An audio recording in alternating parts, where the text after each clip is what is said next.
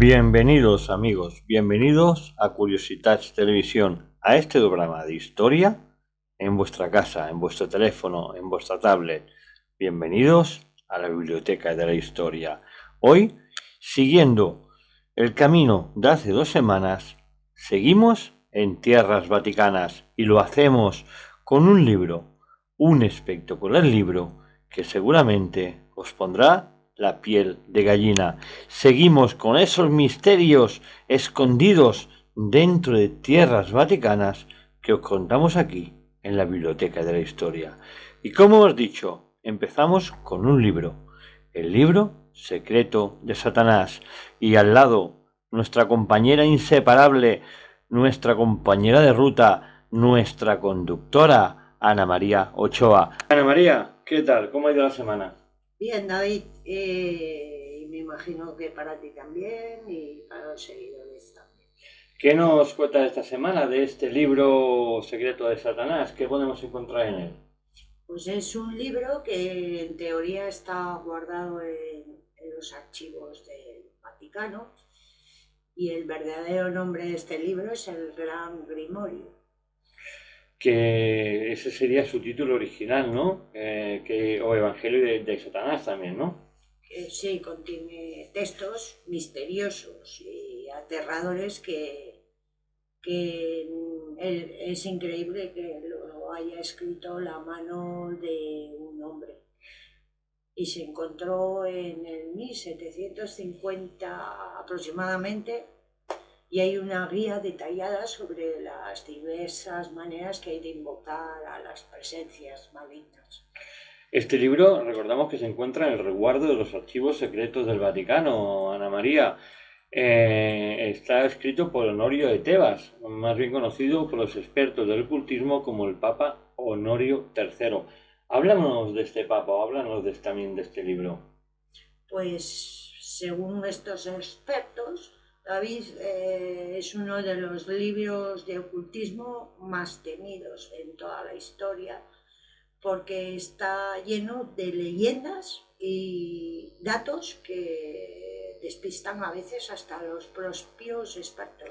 Se dicen que lo hizo cuando fue poseído por el propio Satanás. Hablamos del Papa Honorio de Tebas, ¿no? Honorio III.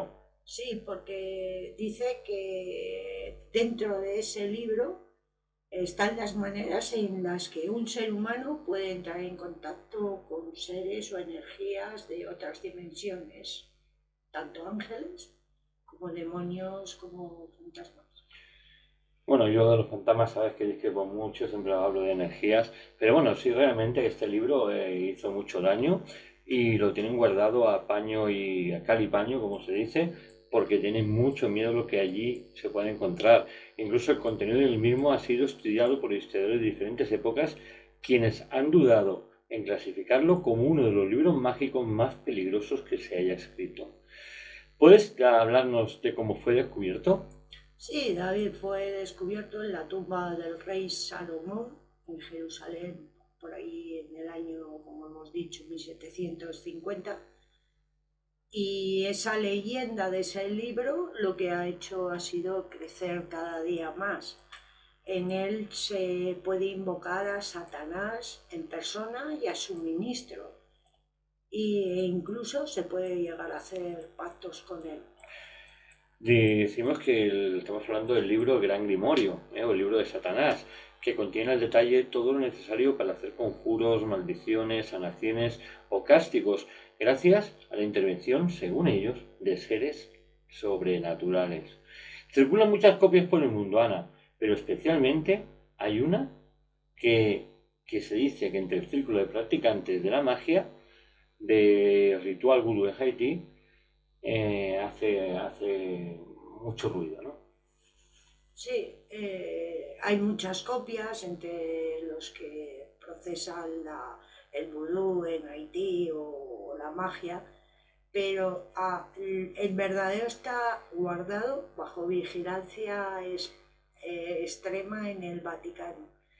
Las leyendas que hay sobre ese libro es que además es indestructible, o sea que es resistente al fuego y no se le puede hacer daño. O sea, cuando se quería, en la Edad Media, se querían destruir libros mágicos, normalmente eran echados en las hogueras. Y este es indestructible porque no se puede quemar con el fuego. Si me dejas, le pondré voz a uno de sus fragmentos, que hiela la sangre, Ana. Sí, ¿Me permites? Sí, es el comienzo de la obra del gran Grimorio. Pues vamos allí, si podemos darle esa nota mágica, el comienzo de ese libro, ¿no? Este fragmento que voy a leer ahora corresponde al comienzo de esta obra, como nos ha dicho nuestra amiga Ana, ¿no? Y dice así: Oh hombres, frágiles mortales, los que pretendéis poseer la profunda ciencia mágica, temblad de vuestra temeridad. Para conseguirlo necesitáis colocar vuestro espíritu muy por encima de nuestra esfera, haceros firmes e inquebrables y estar muy atentos a observar exactamente cuando os diré, sin lo cual todo se volverá en vuestro perjuicio, destrucción y completo aniquilamiento. Pero por si el contrario observáis atentamente cuando os diga, saldréis con facilidad de la posesión, pobre y humilde, y coronará el éxito todas vuestras empresas. En él, Ana usa frases cristianas en las que varía, alterando su contenido y cambiando sus formas. Hiela la sangre escuchar este verso, ¿eh? Sí, porque por eso precisamente David fue un libro que el Vaticano intentó esconder y condenar su existencia porque lo tilda de textos blasfemos. Por ejemplo, vamos a escuchar otro partitura de este libro, ¿no? Otro ápice de este libro, como por ejemplo: Yo os imploro, grande y poderoso Adonai, Maestro y Señor de los Espíritus, yo os imploro, oh Elohim, os imploro, oh Jehová, yo os doy mi alma, mi corazón, mis entrañas, mis manos, mis pies, mi espíritu y mi ser. Oh gran Adonai, dignaos serme favorable, así sea. Amén. Aunque no se puede atribuir que fuera escrito por el Papa Honorio III, debemos recordar que diferentes estudiosos del libro han encontrado en el citado libro que sigue con exactitud la liturgia cristiana corrompida, ¿verdad, Ana? Sí, por eso aunque no se le puede atribuir al Papa Honorio, al seguir una pauta cristiana de la Eucaristía o de los rezos cristianos, pues se le atribuye a él porque solo podía haberlo realizado un experto en oraciones cristianas y que tendría los suficientes referencias como para alterar la forma original del texto. El libro de Grimorio está escrito en latín, idioma que solo en esos tiempos podía acceder la Iglesia. Yo lo he escuchado en latín, lo he podido leer, he podido más o menos traducirlo, por lo poco que sé de latín, y escuchado en latín, aunque sea por mi propia voz, hiela la sangre. Da más miedito, da más miedito. Y además el Papa Honorio gobernó entre el 1216 y el 1227. Una época en la cual se creía en aquellas entes divinos, en aquellos espíritus malignos, en cualquier cosa era catalogado como brujería. Evidentemente una época muy difícil y el libro no ayudó. Sí, porque además los historiadores se centran en esa época porque se dice que este papa o este pontífice organizó en Roma una reunión con los mejores magos y ocultistas que vinieron de todo el mundo. De allí se cree que surgió el material para este libro y que fue hallado años atrás, muchos años después. Aunque existen muchas versiones, como hemos dicho, de este libro, dicen que son malas copias y que sus rituales no pueden funcionar. Pero nadie sabe dónde se encuentra el verdadero. Se cree que está en los archivos del Vaticano, pero nadie perfectamente sabe que están allí. Dejamos ese paréntesis abierto. Queremos contundentemente que ese libro está en el Vaticano, con muchas cosas que desconocemos. Y como dicen en Galicia, a verlas, haylas. Y ahora vamos también, Ana, con un tema muy casi de moda, porque vamos a hablar no de Wikileaks, pero sí del ¿cómo se llama? Batileaks. Batileaks, para quien no lo haya escuchado. Y es un tema muy interesante, que es un escándalo que dio la vuelta al mundo y que era ni más ni menos que el robo y la filtración de documentos reservados del Papa. Esto ahora nuestra compañera Ana nos hará un pequeño resumen, pero es que os vais a sorprender. Ana, ¿qué es esto del Batileaks y todo este rollo de documentos robados del Sede Vaticana y del Papa en general? Bueno, pues en enero del 2012 la prensa italiana comenzó a sacar un nombre y el cuervo. Y hacia enero, como bien os he dicho, estalló todo en toda su plenitud. ¿Quién era el cuervo? Pues el cuervo es el que filtró los documentos secretos del Papa y que fueron publicados en un libro que se llama Sua Santità, que es el libro secreto de Benedicto XVI, escrito por Gianluigi Nussi. Y a su vez, este escándalo salió en diarios italianos y en una emisora de televisión. Bueno, este Papa nos trae diferentes cosas, diferentes profecías, diferentes historias.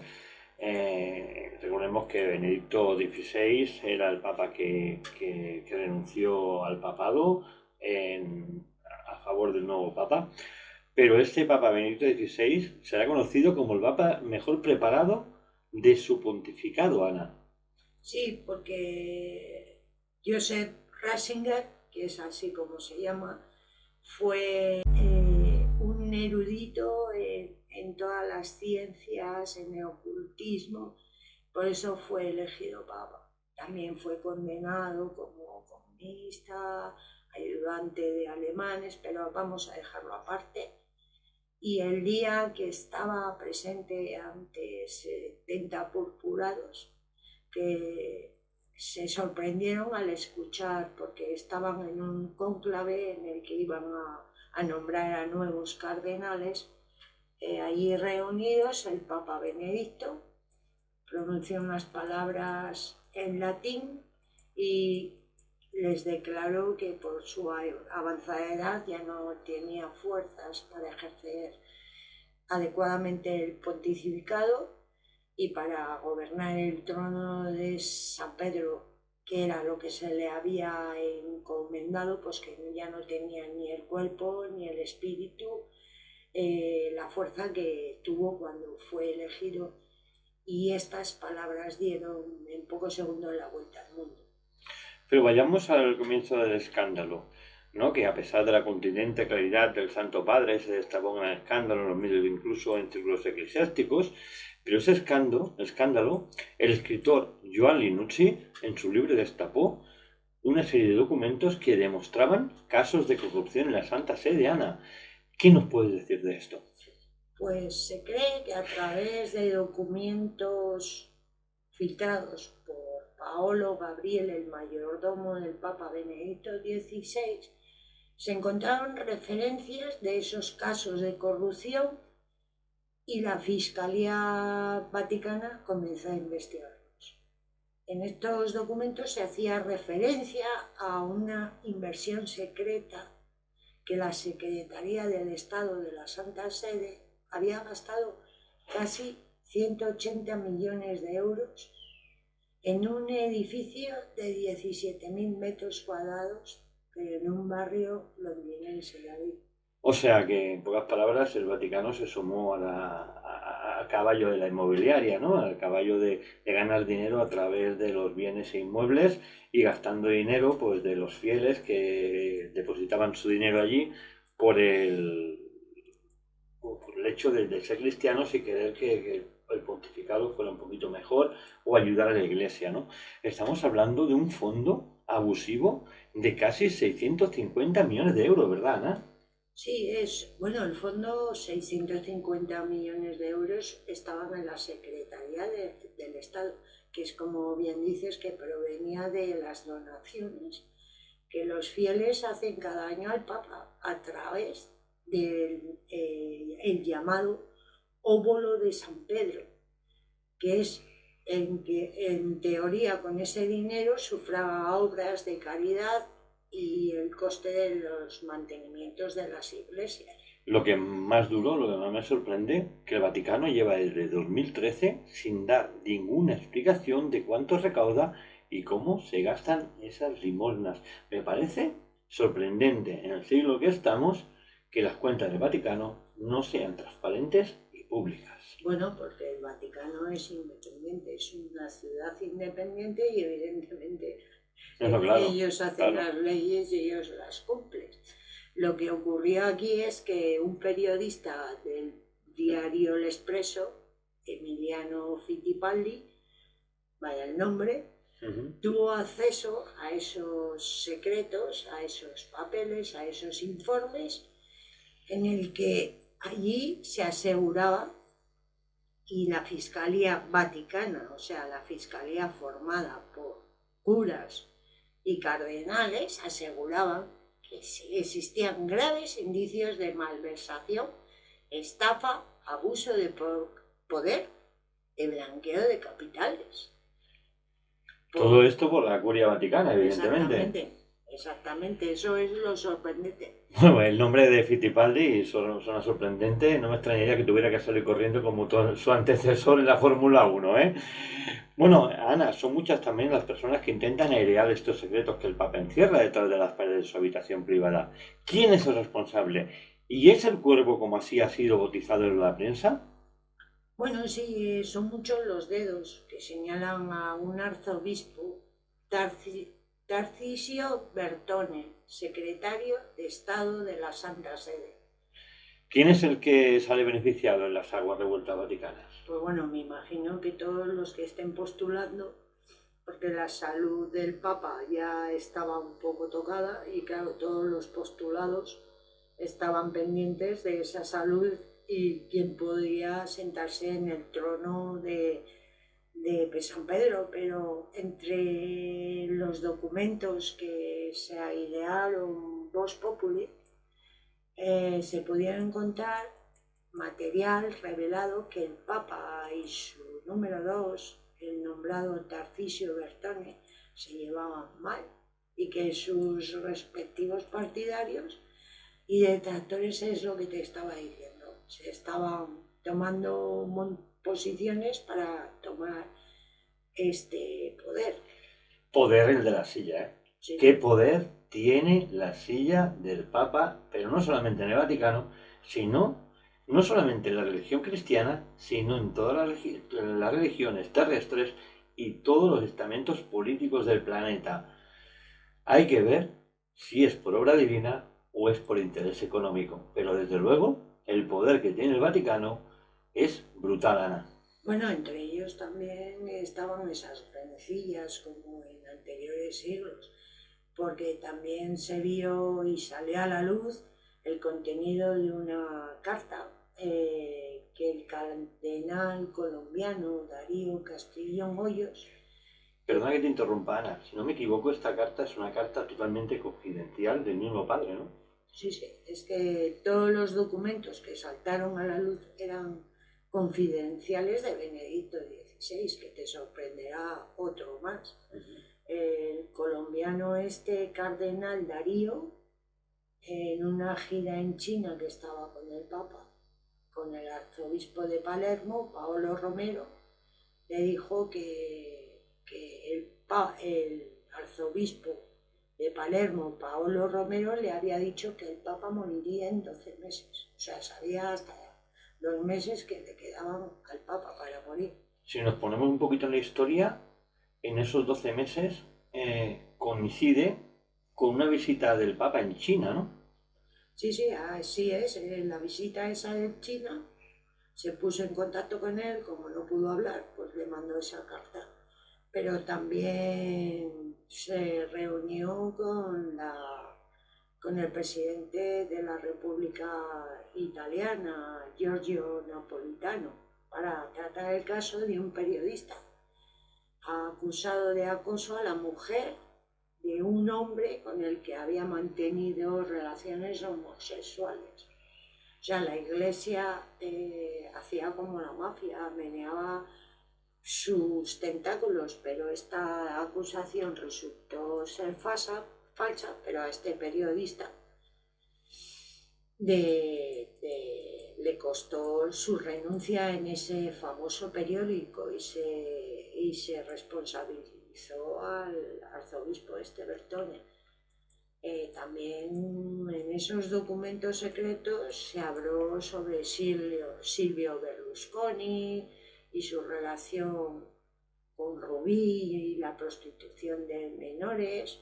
También se hizo público unos documentos en los que se hablaba de los desmanes o se le avisaba al Papa de los desmanes pedófilos de Marcial Maciel, fundador de los Legionarios de Cristo.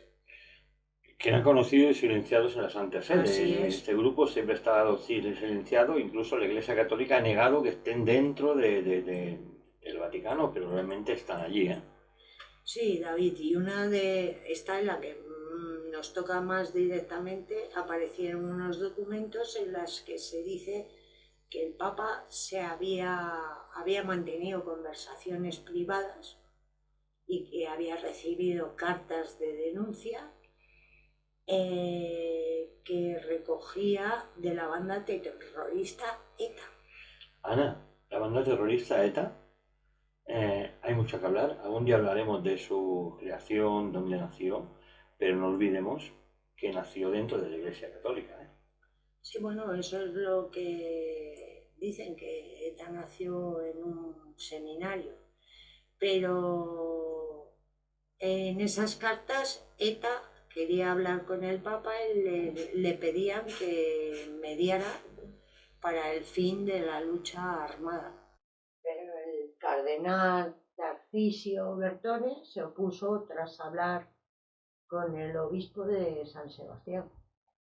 Pero hay un caso de los asuntos más negros que salieron a la luz a través de esos documentos del Vaticano.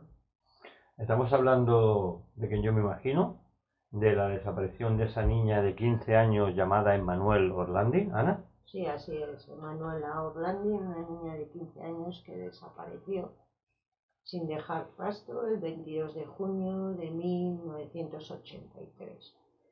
Era hija de un funcionario del Vaticano, por ese motivo se tuvieron todas las especulaciones, ya que en un principio se trató de que hubiera sido secuestrada por el Frente de Liberación Turco al que pertenecía Ali Akka, el hombre que atentó contra Juan Pablo II.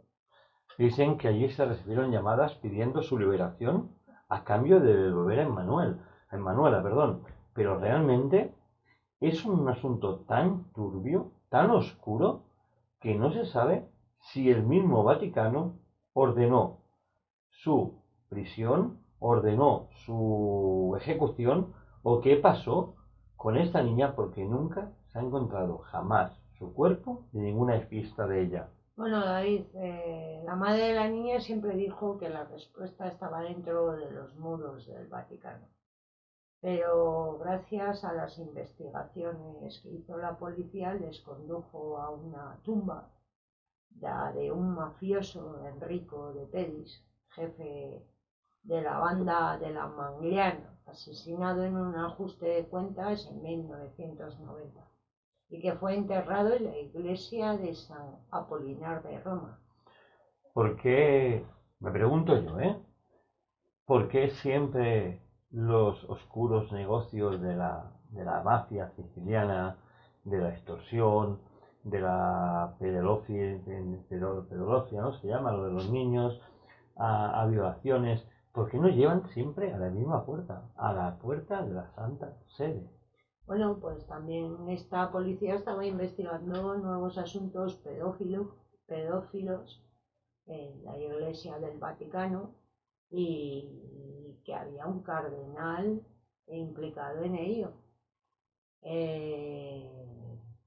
Era el monseñor George Jalvin, llamado por los medios de comunicación como monseñor George Klein. Sí, porque tenía un guapo muy subido, ¿eh? Dicen los mismos gente que vive en el Vaticano, los guardias incluso, que le llamaban así por su característico guapeo, ¿no? Que era una persona muy guapa, ¿no? Pues bueno, ahí es el que es acusado de todas esas cartas que llegan al Vaticano, porque fue su secretario personal durante 9 años, es el acusado de la filtración de todas esas cartas que llegaban a los FARC del Vaticano. Pero para añadir más confusión, el padre Gabriele Amor, que ya hablamos la semana pasada, que era el exorcista del Papa, dijo que la niña fue secuestrada en Roma con ayuda de gendarmes vaticanos, para participar en fiestas sexuales. Eso lo dijo el padre Amor. Estamos hablando de una persona con un peso muy fuerte, un peso brutal en las carteras vaticanas, una persona que ejercía en exorcismos, incluso acompañó a Juan Pablo II en algún exorcismo y lo enseñó, ¿no? Uno de las figuras más relevantes de la Iglesia Católica en el Vaticano, y que él asegurara eso pone los pelos de gallina, Ana, ¿eh? Sí, bueno, la prensa en esos momentos que sale disparó todo, puso que el Papa Ratzinger, que estaba muy compungido, que tenía mucho dolor por lo que había aparecido, que eran blasfemias, pero todos podemos pensar que un Papa tan preparado como él, con 85 años, no supiera de las intrigas de Roma, de los antiguos papas, y que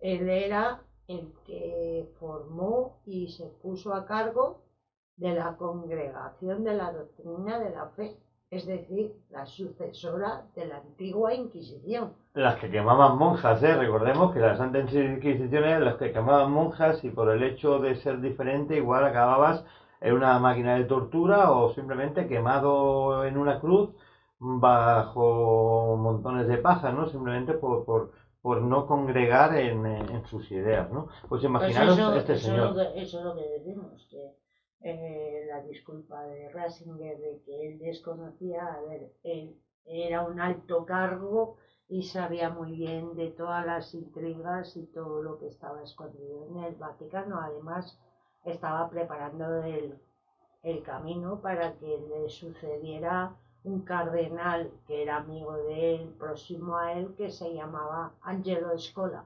actual arzobispo de Milán. Bueno, al menos no consiguió sus objetivos, sino tuve paz, porque si no, a saber lo que hubiéramos encontrado dentro del Vaticano, ¿no?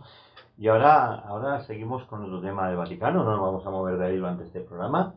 Es un programa que recomiendo a todos nuestros oyentes que no solamente lo escuchen una vez, sino que lo compartan, porque estas cosas se tienen que saber, se tienen que expandir, se tienen que publicar, se tienen que hacer públicas, porque no podemos seguir el silencio que nos declara el Vaticano en muchos temas que seguramente a la gente de buena fe, cuando hablo de la gente de buena fe me refiero a los creyentes, no saben, y que seguramente no darían muchas propiedades y mucho dinero a la Santa Sede sabiendo que se gastan el dinero en negocios inmobiliarios o en prostíbulos. Cuidado, David, que nos van a cerrar el programa, ¿eh? Bueno, que no, con la Iglesia hemos topado. Bueno, con la Iglesia hemos topado, pero bueno, lo que decimos, que hay que decir las cosas claras, tanto de un lado como de otro, hay que ser claro y decir las verdades. Pero no somos políticamente correctos. Bueno, yo voy a decir que somos defensores de la verdad.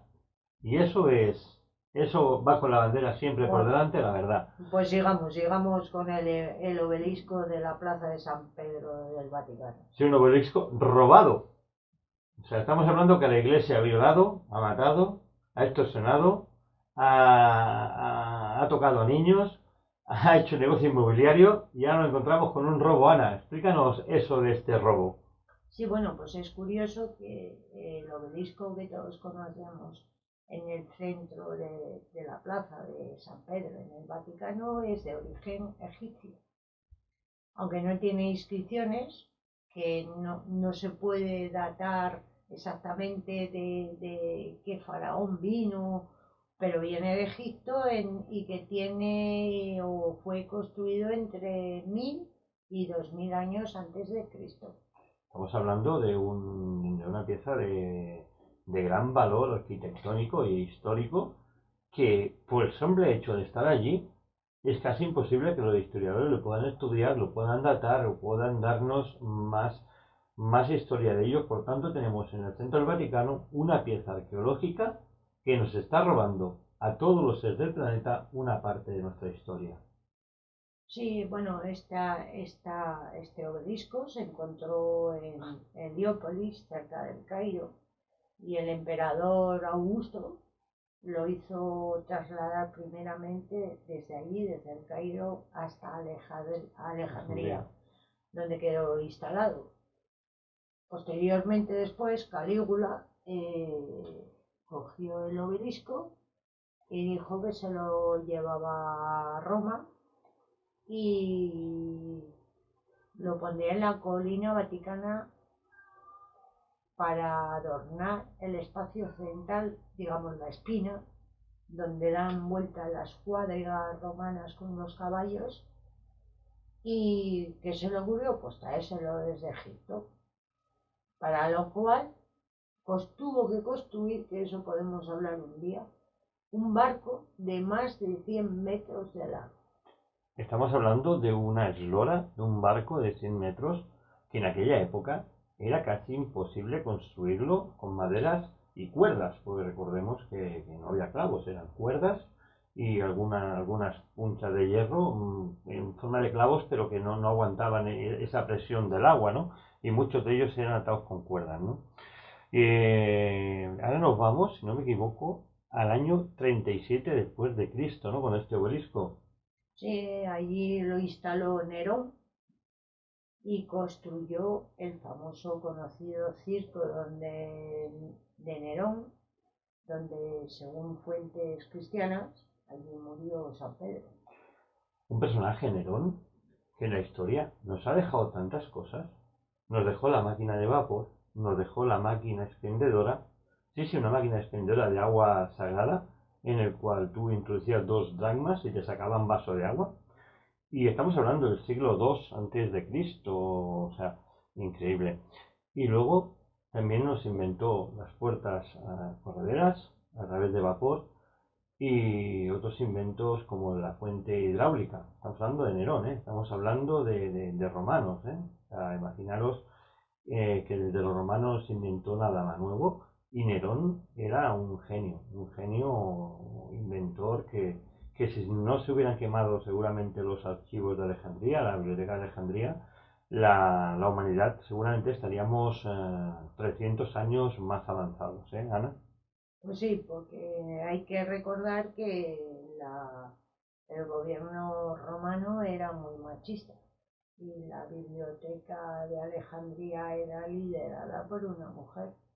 Entonces tuvieron que destruir todos los archivos, pero sigamos hablando del obelisco, porque allí fue, en teoría, fue crucificado San Pedro al revés, no como Jesucristo, sino con los pies para arriba y el Sí, cuerpo para abajo. eso viene, Ana, como bien lo explicas, porque él decía que no era digno de ser crucificado como su predecesor, Jesús, ¿no? Con el tiempo después de la muerte de San Pedro allí por su cristiandad, ese circo se destruyó y se construyó una basílica que era en la época de Constantino, pero al final fue derruida y se construyó lo que es actualmente la Basílica de San Pedro. El obelisco permaneció en su ubicación original hasta que Sisto V decidió cambiarlo el 10 de septiembre de 1586. pero imagínate la dificultad para mover esa mole de piedra, y que dicen que empleó 900 hombres y 75 caballos, aparte de los centenares de metros y metros de cáñamo que tuvieron que usar para erigir ese obelisco. Y lo curioso que quiero contar de este tema de la alzada del obelisco es que el Papa Sixto V ordenara el silencio absoluto en aquella plaza a so pena de muerte para el que infringiese ese mandato papal. O sea, vamos, una ley mordaza de aquella época, ¿no? Del año 1500. O sea, si tú abrías la boca, pues tu vida, incluso a veces la de tu familia, corría peligro. Es muy triste pensar que no te dejen hablar y expresar y corten tu libertad de expresión en ese sentido, sea la época que sea, ¿eh, Ana? Sí, pero creo recordar que un hombre que estaba allí pendiente de la alzada del obelisco tuvo la valentía de decir, porque claro, imagínate tirando de ese cáñamo, de esas sogas, al calor, ese hombre tuvo la valentía de decir que echen agua a las cuerdas. Echaron agua a las cuerdas e intentaron que no se quemara las cuerdas porque podían romperse, y tuvo la valentía, y creo recordar que desde entonces hay una fecha concreta en el Vaticano en el que ese hombre abre la puerta de San Pedro y recibe una gratificación. Ese hombre no, ya sus familiares, pero de por vida recibe esa gratificación por parte del Papa. Es curioso. Sí, Ana, muy curioso. Lo que tenemos que decir que este obelisco es 1500 años anterior a la fundación de la ciudad de Roma, de Rómulo y Remo. Anterior 1500 años, pero estamos hablando de una antigüedad de más de 4500 años, que se dice pronto. Así es. Además es el único obelisco que se mantiene en pie desde la época de los romanos. No se sabe mucho de él, como hemos dicho, porque no lleva nada inscrito, pero lo curioso es que una reliquia robada se haya convertido en un monumento emblemático para el cristianismo. Sí, sí, bueno, hay religiones, por ejemplo, la religión musulmana, que dan la vuelta, dicen que la piedra aquella que hay es un meteorito que cayó, ¿no? Y van dando vueltas ahí en la Meca. Bueno, curioso, ¿no? Las religiones son así de curiosas. En la religión cristiana no robarás, no matarás, no cometerás actos impuros. Pues yo me pregunto si los 10 mandamientos estarán también en los archivos secretos del Vaticano, o si Jesucristo es crucificado cada vez que, no en el monte Gólgota, sino en la puerta del Vaticano, es crucificado cada vez que surge cualquiera de estos escándalos. Yo me hago otra pregunta. ¿Existió Jesucristo? ¿Realmente era él o era María Magdalena? Vamos a dejar esa pregunta en el aire a nuestros oyentes y nos vamos a ir precisamente a eso, a hablar de Jesucristo. Y a un tema que al Vaticano también le duele la lengua o le pincha como si fuera con clavos cuando hablan de él. ¿Tenía realmente Jesucristo descendencia? ¿Estaba casado? Ana, ¿qué nos puedes contar de todo esto? Bueno, pues según la Iglesia cristiana no mantiene desde hace siglos y siglos que Jesús no tenía esposa, pero sin tener ninguna evidencia. La creencia de que Cristo estaba casado proviene de los textos apócrifos. En ese evangelio de la esposa de Jesús, como se le denominó a uno de esos textos, que es un pequeño papiro, el tamaño de una tarjeta de presentación, que no es más, David, contiene una referencia de que Jesús le dice mi esposa, y en el papiro también se hace referencia a una discípula llamada María. Para recordar una cosa muy parecida, me voy a ir a un documental que quiero que vean y escuchen nuestros oyentes, que es un documental de Cameron, en el cual habla de la tumba de Jesús, en el cual encuentran la tumba de Jesús, encuentran unas, unas arcas donde ponían los huesos, unos huesarios, perdón, no sé la palabra, en el cual decía Jesús, padre de José y María, hijo de José y María, ponía Marian, esposa de Jesús, habían también unos hijos, y inmediatamente las autoridades de donde se encontró esta tumba cerraron el programa de Cameron y no dejaron seguir investigando. Lo dejo ahí. Me gustaría que todos vieran ese documental de George Cameron, que es muy interesante. Sí, porque podemos hablar de que los judíos a la edad de 30 años debían estar casados y se sabe, y además siendo un rabino o maestro como ellos lo consideraban, los judíos a esa edad ya tenían que estar casados. Entonces, en los evangelios apócrifos, que son unos escritos religiosos que no fueron incluidos en la Biblia, precisamente por eso, porque escriben sobre la vida de Jesús y sus discípulos, así como de sus enseñanzas.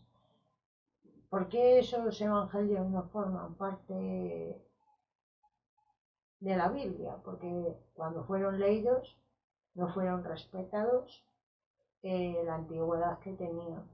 Algunos fueron considerados sagrados, pero en el concilio fueron sagrados, pero en el concilio de Nicea, en el año 325 después de Cristo, por el emperador Constantino se convocó a los líderes religiosos de todo el mundo del cristianismo para discutir y establecer la doctrina y la estructura de la iglesia. Era cuando los romanos empezaron a cristianizarse. En ese concilio se decidió qué textos formarían la Biblia y serían aquellos que se consideraban canónicos, es decir, aquellos que se consideraban auténticos y divinamente inspirados. Pero realmente, David, ¿qué piensas? ¿Que era una decisión política para expandir el imperio bajo la bandera del cristianismo? Bueno, yo pienso que eran tiempos muy convulsos, eran tiempos que era el cambio de una religión, de la religión romana, aquellos dioses romanos al cristianismo, había gente a favor, gente en contra, se podía haber llegado a una guerra civil dentro de Roma, en el Imperio Romano, y el autoconocimiento y la búsqueda de la divinidad dentro del ser humano no encajaba con dichos planes expansivos, ¿no? Pero todos sabemos que hay mucho escrito sobre el nacimiento de Jesús y de su muerte, pero nada claro. Muchos incluso aseguran que la Biblia, el gran libro sagrado, es simplemente un gran libro que alguien escribió y que se utilizó simplemente para cambiar algunos dogmas de aquella época. Sí, diferentes estudios hablan de que hizo su vida como cualquier hombre lo hizo y que hay pruebas textuales de que estuvo casado con María Magdalena. Recientemente ha aparecido un manuscrito escrito en siríaco antiguo, pero que fue traducido después al griego, y mientras se realizaba esa traducción se descubrió que estaba casado con María Magdalena. A este manuscrito se le llama el Evangelio Perdido, y una profesora de la Universidad de Harvard Divinity School de Massachusetts dice que es como un evangelio apócrifo. Si no me equivoco, estás hablando de la gran profesora Karen King, ¿no? Pues sí, David, esta estudiosa cogió el papiro, lo estudió. Este papiro pertenece al siglo IV y podría ser la prueba definitiva de que Jesús estuvo casado. La lámina donde se hace referencia a la esposa de Jesús está escrita por ambas caras, pero solo en una de ellas contiene líneas que son legibles claramente. Dicen que su autor propietario de esta lámina es un coleccionista anónimo que contactó con la estudiosa, con King, para que corroborase lo que él ya intuía como una prueba del matrimonio de Jesús, ¿verdad, Ana? Sí, porque este hombre se encontró con 8 líneas visibles de un fragmento de 4 por 8 centímetros que estaban escritas con tinta negra y intentó hacer público, pero la iglesia no hizo caso, se lo tomó a la ligera y hizo que se diera la información de que era una fuente poco fiable. Es raro porque a mí siempre, desde que yo estudio todo esto, la historia, sobre todo la historia del Vaticano, la historia de la Iglesia, la historia de Jesús, aunque no sea creyente, pero para ser o no ser hay que estudiar, siempre he visto que la Iglesia, cuando aparece algún pepiro, algún archivo, algún texto relacionado con el texto sagrado y no va por el rumbo que ellos creen, lo deja totalmente de lado y dice que es una mala copia o que es un intrusismo a la religión católica, que lo han escrito para quitarle méritos a Jesús, pero no quieren reconocer que a lo mejor lo que ellos dicen no es la verdadera historia de Jesús, porque quizá Jesús, en aquella época que había el desconocimiento a lo químico, por ejemplo, a las cosas científicas, Jesús podría ser perfectamente una persona totalmente normal que bajo los ojos de otros hombres lo vieron como un superdotado. Sí, pues el tema es ese que la iglesia hacía todo lo posible por presentarnos a un Dios poderoso, no hombre. Y según ese manuscrito, Jesús estuvo casado con María Magdalena y tuvo 2 hijos, bautizados como Manasés y Efraín. Quizá todo lo que el Vaticano esconde es que es la verdadera salvación no necesita la mediación de la iglesia, pienso yo, el hombre se salva a sí mismo y evidentemente el hombre se salva cuando se encuentra él mismo o en su interior. Allí está Jesucristo, a mi entender. Evidentemente, Jesucristo te puedes creer, no puedes creer, puedes pensar que realmente existió, que no existió, pero realmente si existió, creo que él mismo se arrepentiría de los que ahora mismo están obrando en su nombre. Y ahora no nos vamos del Vaticano y nos vamos a esa figura tan anulada por la Iglesia Católica, que es la mujer. Nunca una mujer, bueno, digo nunca, no, una vez en la historia hubo una papa. Y para eso hablaremos de una silla. Y después hablaremos de su historia. Pero Ana, háblanos de esa silla que a mí cuando hablo de ella me da la risa y de esa papa, la papisa Juana.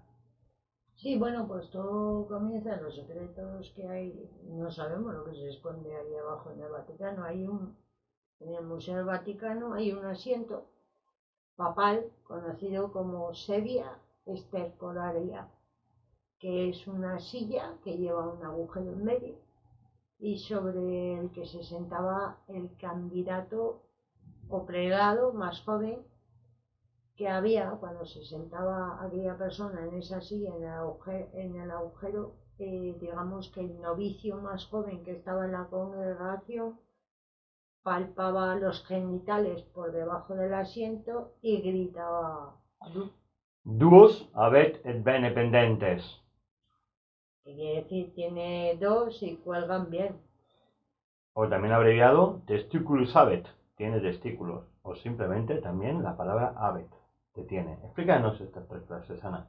Pues eso, que una vez sentado eh, y comprobado, los asistentes a la ceremonia respondían, debo gracias, gracias a Dios. Y no es otra que es una silla que dicen que era para evitar, como bien has hablado de la papisa Juana, que una mujer accediera al papado, y se estableció este ritual en elección de los pontífices, que tenían como objetivo verificar el sexo del candidato. O sea, sentaban al que iba a ser papa a ver si tenía eh, sus órganos genitales o testículos, y confirmar que era un hombre. El Papa Adriano VI abolió esta costumbre, que era en el siglo XVI. Menos mal que abolió esta costumbre el Papa Adriano VI en el siglo XVI, porque yo no me imagino hoy en día fumata blanca y habemos huevos, ¿no? Como se dice, para darle un toque de humor. Ya nada, imagínate, hay un hombre palpando los genitales del Papa para saber si es hombre o mujer. Bueno, increíble, increíble esta historia. ¿Qué tenemos más de esta historia? Pues la Iglesia Católica niega que en el siglo XIII un dominico, Jean de Magie, difundió la historia de una mujer llamada Juana, que había llegado a ser la máxima representante de Dios en la tierra. Las versiones sobre esta historia son muchas, pero todas coinciden en señalar que en el siglo IX más o menos hubo una mujer que, haciéndose pasar por un varón, llegó a ser papa. Vaya historia, Ana. Durante 2 años y 7 meses. 2 años y 7 meses. Me recuerda mucho esta historia a Ana Carmona Ruiz, la primera mujer futbolista en España, la cual se hizo pasar también por un hombre, y cuando se descubrió que era una mujer, le raparon el pelo al cero y murió sin ninguna pertenencia, todo habiendo ganado una millonada jugando incluso en la selección española, y acabó en la calle, arruinada, sin un duro, y muriendo de lo que era el piojo verde o la gripe española. Me recuerda mucho a esta historia, Ana. Pero bueno, las fechas de su pontificado, para volver a la historia y no desviarnos, vayan un poco según sitúan en el año 855 y el 857, ¿no, Ana?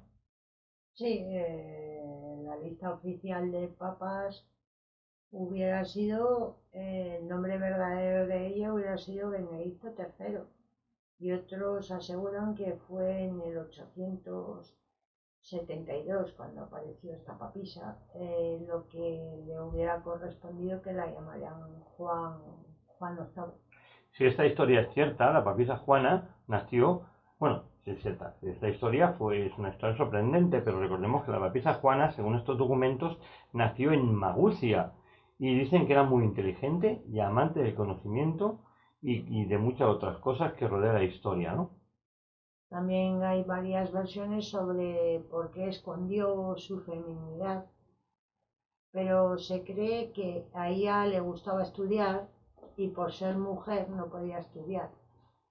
Y se enamoró de un joven estudiante, y la única manera de seguirle era hacerse pasar por hombre. Porque claro, en aquellos tiempos normalmente se iban a las iglesias y se formaban académicamente allí porque era gratuito. El caso es que parece que Juana se disfrazó de monje y adoptó el nombre masculino de Joan Anglicus, y a partir de ahí empezó a viajar de monasterio en monasterio y se relacionó con grandes personajes de la época. Llegó incluso Ana hasta Atenas y allí logró convertirse en una intelectual muy respetada.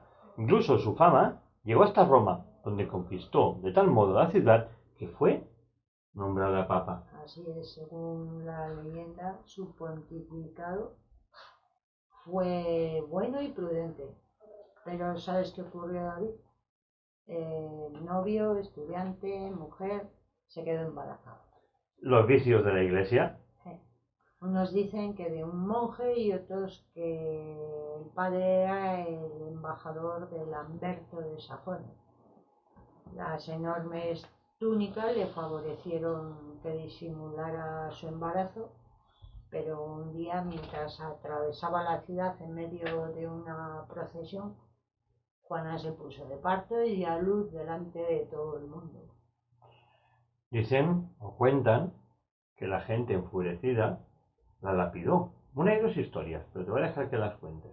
Pero qué curioso esto, ¿verdad? Qué curioso que por el solo hecho de que no dejan entrar mujeres, que no dejan casarse, pues tengan que hacer estas cosas escondidas. Es terrible, ¿no? Pero háblanos de estas dos historias, Ana. Sí, bueno, pues mientras se hacía la procesión del Corpus Christi, que iba desde la plaza de San Pedro hasta San Juan de Letrán, en un momento del recorrido se retorció de dolor, se llevó las manos al abdomen, cayó al suelo y allí mismo dio a luz a un niño. Cuentan que la gente enfurecida se abalanzó sobre la papisa y a partir de aquí que surgieron nuevas versiones, como has dicho tú, algunos dicen que fue lapidada por los fieles y otra que murió atada por los pies de un caballo que la arrastró por toda la ciudad hasta los extramuros de Roma. Es curioso que una persona que consideraban justa, que consideraban religiosa, que consideraban el máximo órgano de la diócesis católica como papa, ¿no? Era un papa, y todos lo adoraban, que solo por el hecho de ser mujer fuera lapidada o arrastrada en caballo hasta causar su muerte, ¿no? Incluso se perdió el niño. O sea, es increíble esta historia porque pone la piel de gallina y hace que nos hagamos muchas preguntas sobre la sexualidad de los curas y monjas de la doctrina católica, ¿no? Pues sí, David, es increíble, podrá ser realidad o leyenda. El caso es la historia de una mujer que reinó en el Vaticano y que además ha sido llevada a la literatura y al cine. La religión católica que a veces reza con cruces de oro mientras el resto del mundo pasa hambre. Bien, amigos, llegamos a este segundo capítulo de tres semanas que hablamos del Vaticano y sus secretos. La semana que viene podréis ver 5 secretos más de este Vaticano que nos engaña y nos esconde sus verdades. Y sin nada más que deciros, damos gracias a todo el equipo técnico de Curiositats Televisión, también a toda la gente que nos escucháis y nos seguís. Os decimos que os suscribáis y así ayudaréis también a nuestro programa. Y también desde aquí, un servidor, David Flor, da las gracias eternas a nuestra amiga y colaboradora Ana María Ochoa, en la cual, sin ella, esto sería imposible. Muchísimas gracias a todos y hasta la semana que viene. Os queremos.